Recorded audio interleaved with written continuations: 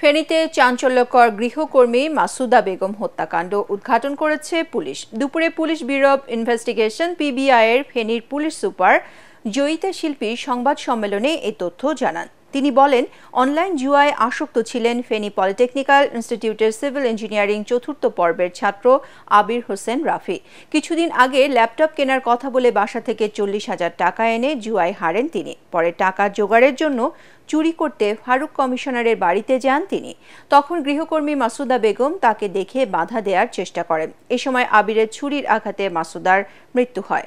পরে মঙ্গলবার দিবাগত রাতে চট্টগ্রামে অভিযান পরিচালনা করে হাটহাজারী থানা এলাকা থেকে আবিরকে গ্রেপ্তার করা হয়। সে এই অনলাইন জুয়ার পেছনে আসক্তি এটিই মূল কারণ। এই জুয়ার টাকা সে সংগ্রহ করার জন্য সে বাবার কাছে যেমন এর আগে প্রহসন করে এবং সে এইরকম চুরি ছিনতাইয়ের সঙ্গে যুক্ত ছিল এবং সর্বোপরি এই হত্যাকাণ্ড।